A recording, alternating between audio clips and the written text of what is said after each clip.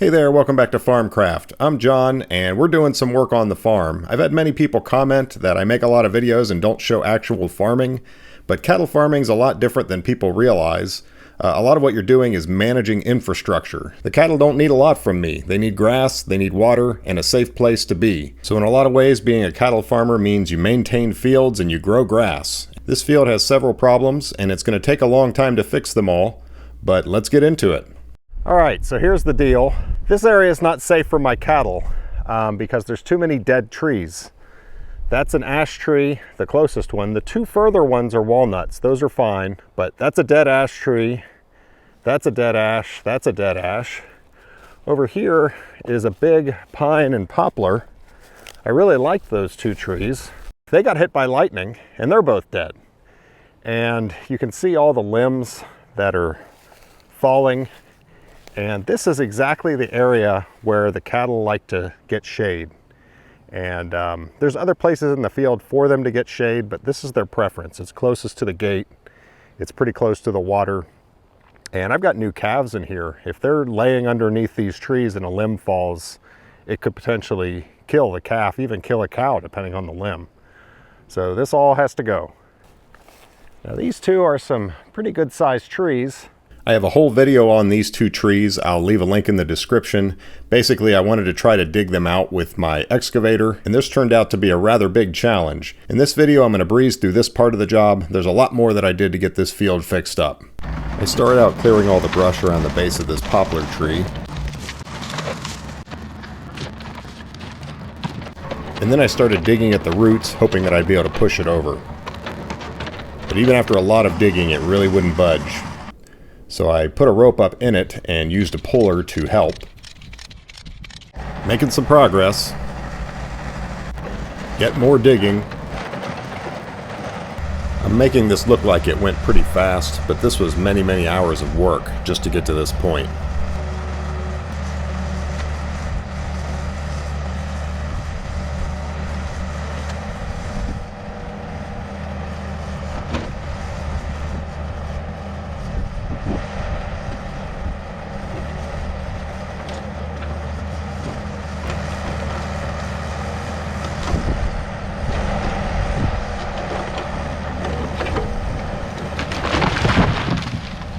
Gotcha. And now I spent some time cleaning this up. This all ended up as firewood for my boiler to heat the house. The stump was rather large. I was able to flip it over onto the burn pile. Alright, so my excavator should be able to make short work of this little clump of trees here. This is a pine tree we'll get to in a little bit. The poplar we just did was right here, and this is the clump of trees that I'm starting on now. These are pretty good sized trees, but this is a 12,000 pound machine, and it should have no problem pulling these out of here. So let's see how long this takes.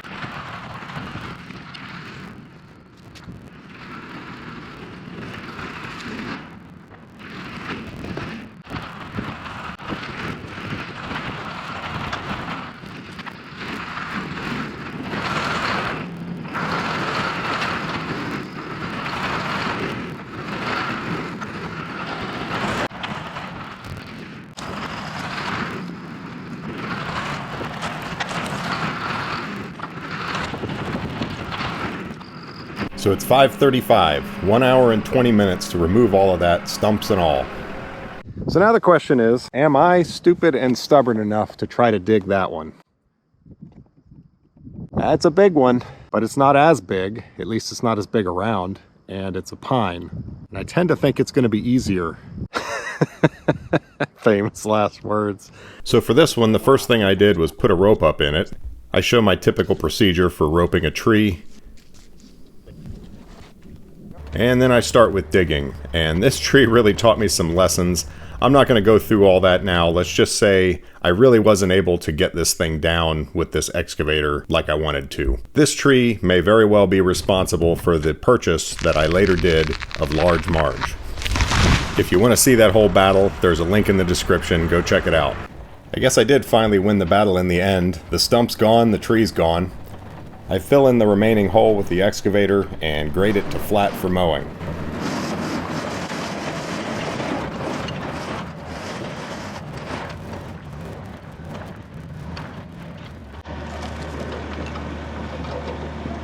I've been working on the field for 3 days and I've made some good progress, but it's right around this time that the gear pump went out on the excavator and I had to take it back to the shop to fix that. I've got a video on that too. Okay. So the sponsor of today's video has made a product that I've been waiting for a long time. This is the Anker Solix F3800. This is a power station that's portable and powerful enough to provide electricity for most homes.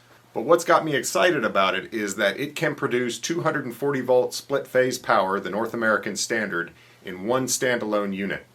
All the other power stations that I've seen that can produce 240 volt power, you have to link two of them together and it gets expensive and cumbersome. This unit is all you need and it can power your entire house. The F3800 has 3.8 kilowatt hours of battery storage and can produce 6,000 watts of continuous power.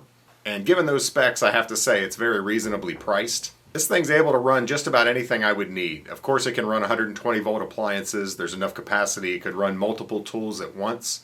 But it can also run the 240 volt tools, my welder, my plasma cutter, air compressors, things like that.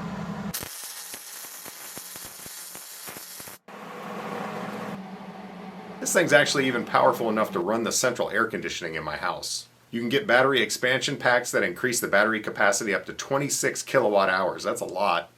And if you really need some juice, you can pair two of these together for 12,000 watts of continuous output, and you can go up to 54 kilowatt hours of battery storage. That's pretty impressive. It uses lithium iron phosphate battery technology, which is the safest technology out there right now. When paired with a properly sized solar array, this thing can literally provide a limitless amount of electricity for your house. So I am powering the entire building with this unit right now.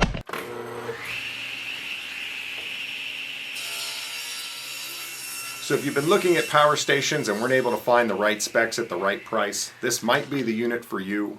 This is the Anker Solix F3800. It's on sale right now, so check it out. I'll leave links in the description and grab one up before they're gone. Now let's get back to work. All right, the excavator's fixed. Let's get back to this field. I've got these 3 ash trees to take down. I don't know if I'm going to dig them or not. I may try. We'll see how it goes. They've been dead for a while, so hopefully that would be a little easier. And then all the scrub here. Oh yeah, and one more thing. There's a sinkhole right here. I think years ago somebody dug this either as a pig wallow or for the cattle. I don't know, but it fills up in a heavy rain and it's hard to mow and it just makes a mess. So I'm gonna try to get the topsoil off and grade this out to flat again.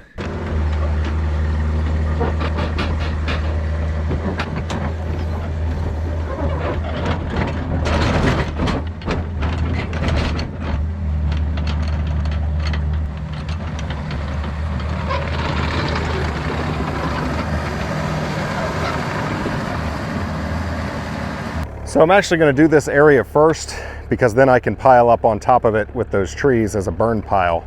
And I want to get all the topsoil off that I can. I'm really trying to grow topsoil on my farm. This farm was farmed very intensively for a long time and there's not much topsoil left. So I do rotational grazing and and I'm trying to build it back up, and I am slowly. There's some really good topsoil in the bottom of this hole, so I'm going to scrape that out. I'm going to scrape it off the top, grade the subsoil, and then put the topsoil back so that I can preserve it.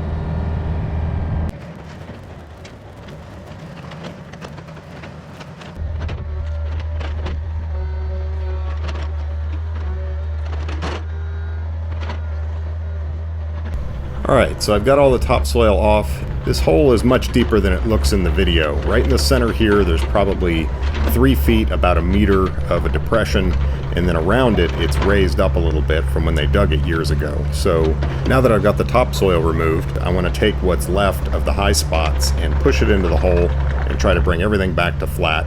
And then we'll put the soil back and have nice flat ground that I can easily plant grass and mow. But this branch was getting in my way.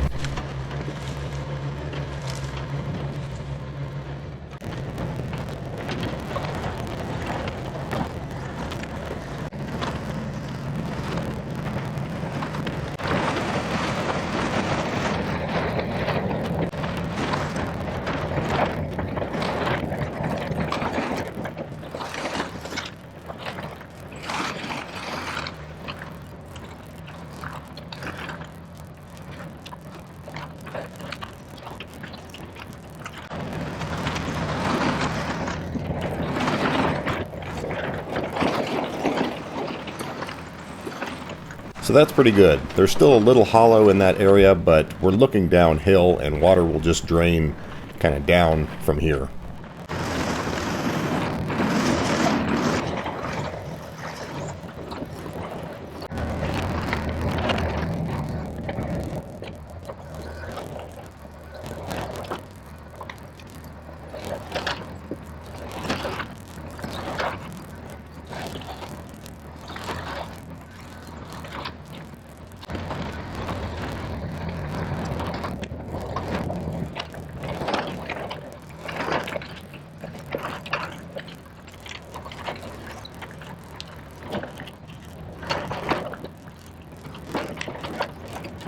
What do you think? I'm pretty happy with that. I mean, I need to, probably this fall, I'll probably grade this again and just run over it real quick and then put some seed down. But I've got good thick topsoil there now, and I think that's going to grow grass for the cattle very well, and I can mow it. There's no hole there that I have to like spin around with the tractor, which is, it really slows you down. It might be more than people realize.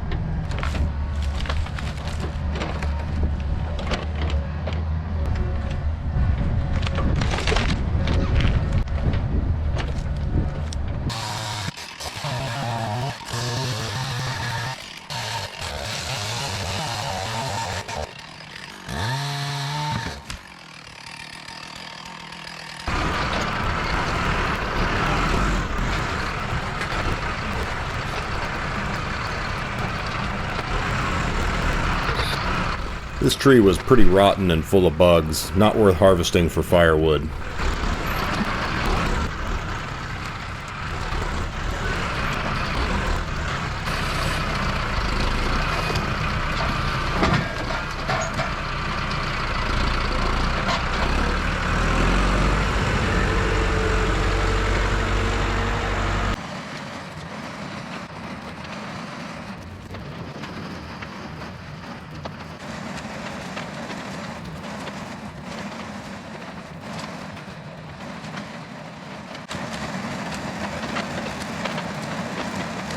And here you're about to see why pushing trees with an excavator can be dangerous, especially dead trees. Yeah, this tree ended up breaking off, and depending on how it broke and where it broke, it certainly could have come back towards me. I was considering that, though. This excavator has a good solid roof, and the tree wasn't that big. I'd have been fine.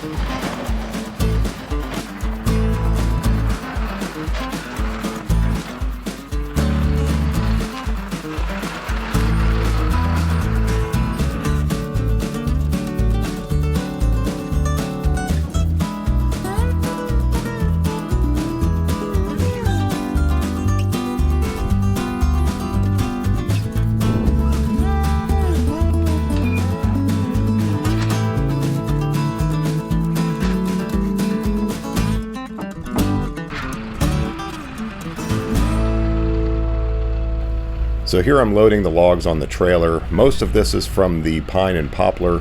There's a little bit of ash that I am using for firewood, but that is just because those ash trees didn't get killed as early from the emerald ash borer. Some of them died much sooner than others. I wonder why, but That darn emerald ash borer, man.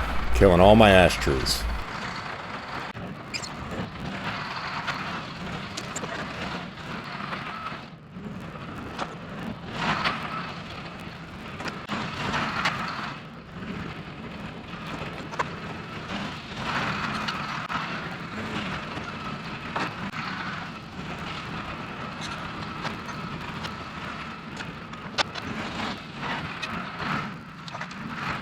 That'll be enough to heat the house for a couple days at least. Maybe 3. I did consider making lumber out of some of this, but it was just too bug-ridden. It was too far gone.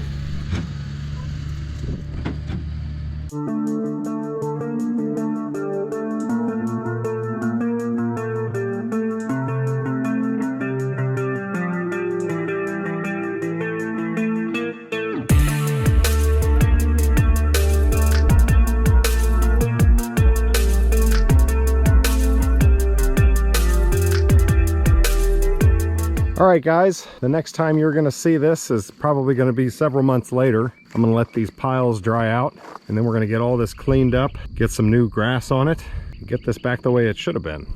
And what I mean by that is this all used to be field, and this was allowed to grow up through poor maintenance, and I'm returning it to how it used to be.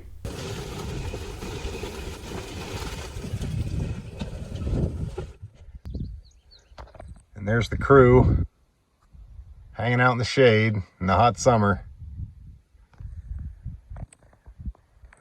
But yeah, these piles are they're getting close. I'll probably burn them the next good chance. The time you want to burn is like a drizzle's just starting to set in, so the pile's not soaked yet, but you know it's going to be wet all day.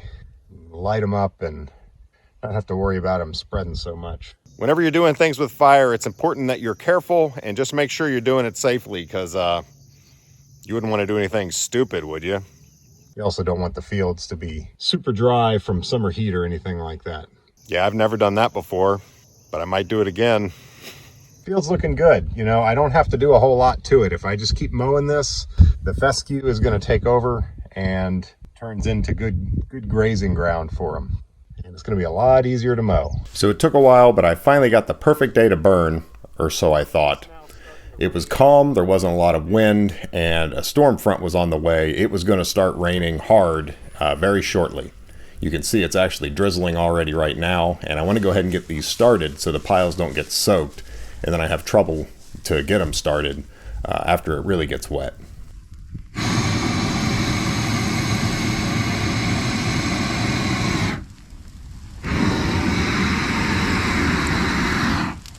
This is not sped up footage, this is actual speed, and I probably should have taken some time to consider how quickly and easily this thing is burning at this point.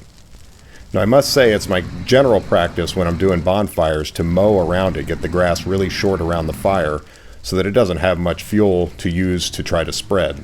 But I had just finished looking at the radar and there was a huge swath of red that was about to nail us, so I thought, you know, it's going to be fine. Everything's going to be drenched in just a little bit here.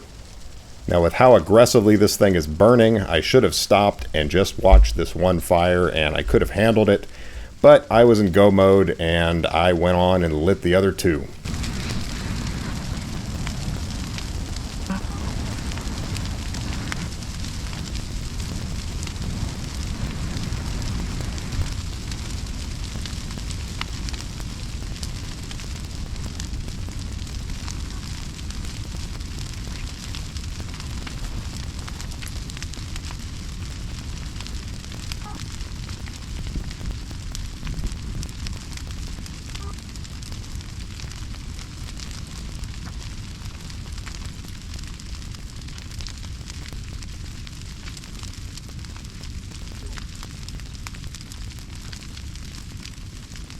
So I'm running around trying to stamp out the burning grass, but there's just too much of it. If it was one fire, I could have kept up with it, but with 3 of them, there's just no way.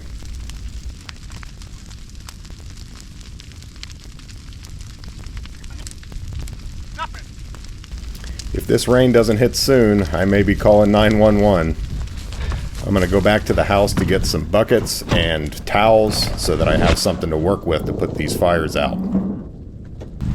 Well, never a dull moment Man, I just needed to wait 10 more minutes.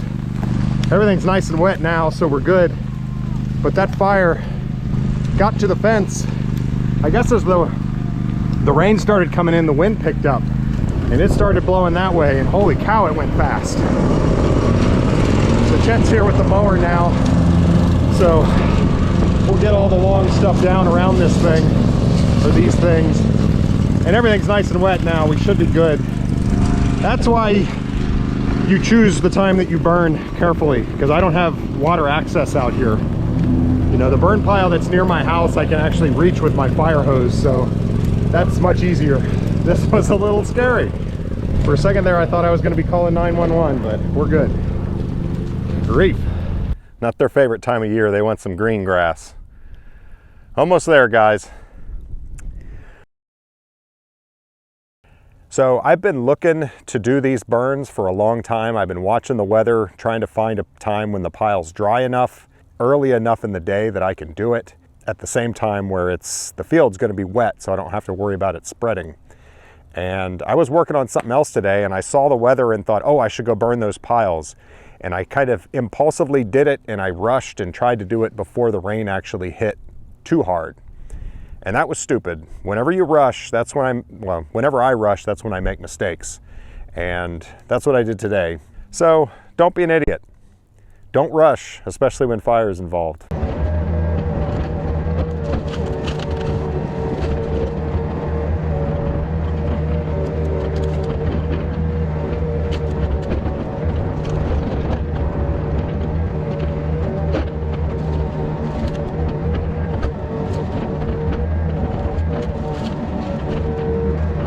I probably ought to buy an old fire truck with a decent sized tank to have around. That'd be a pretty fun project.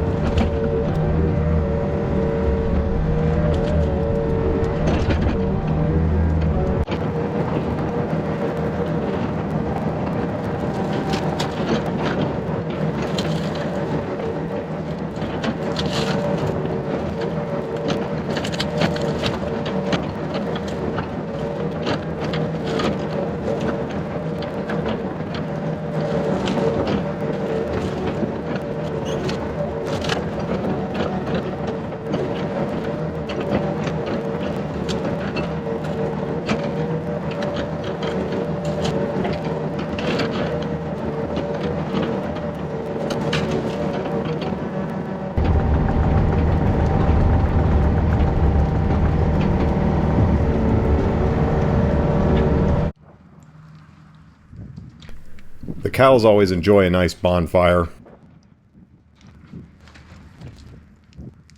Actually, the biochar produced by fires is not just good for the soil, it's also good for cattle. They'll eat the charcoal, which can help with things like parasites and worms, and reduce their methane production and other things.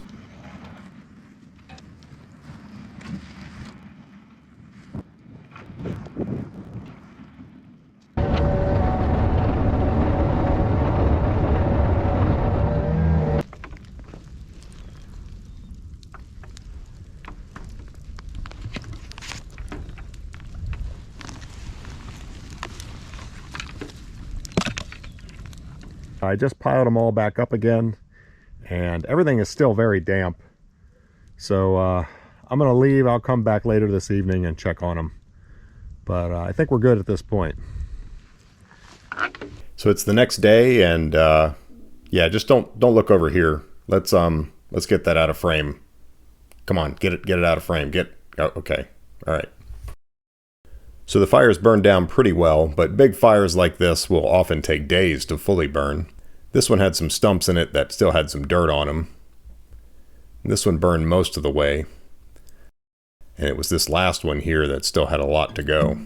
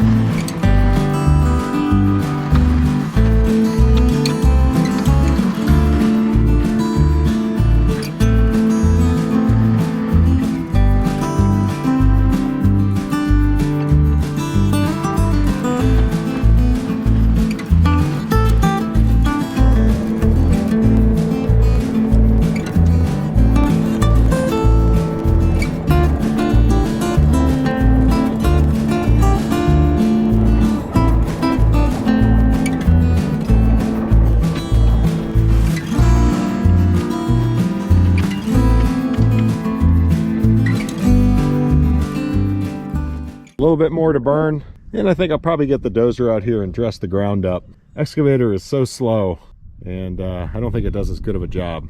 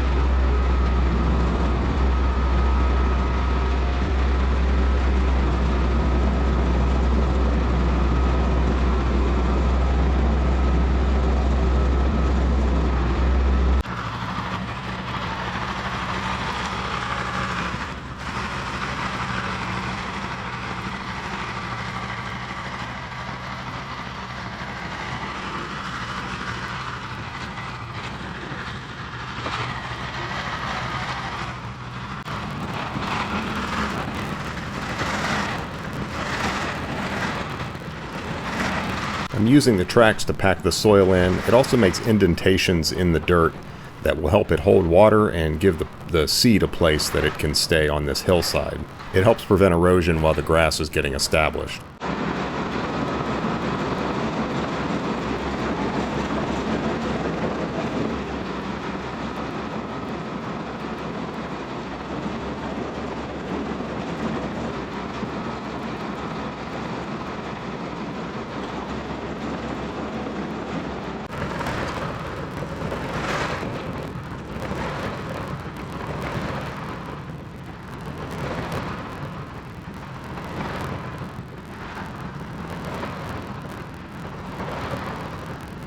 Well, it's not perfect, but it's good enough. And on a farm, that means it's perfect. Next step, we're gonna put some fescue and clover seed on it and reestablish some grass.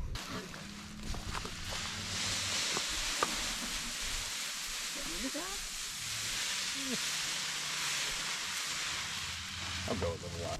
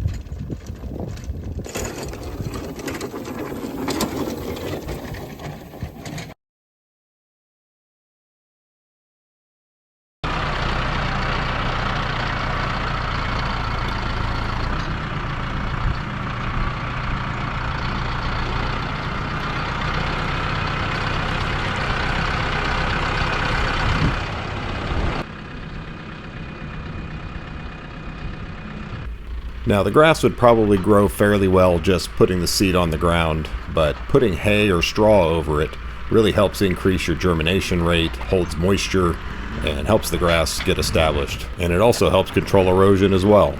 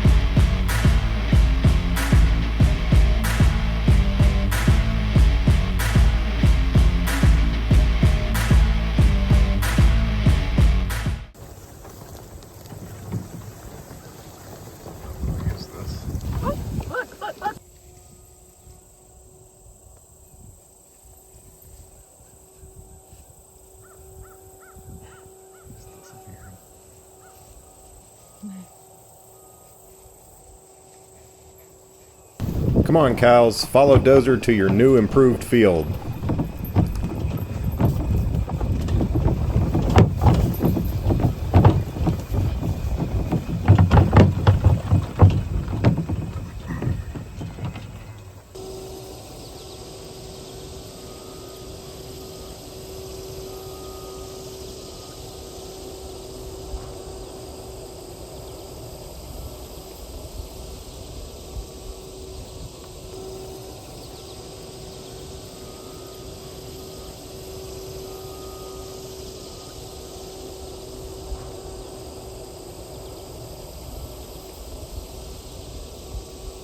So there you go, guys, that's some real farming.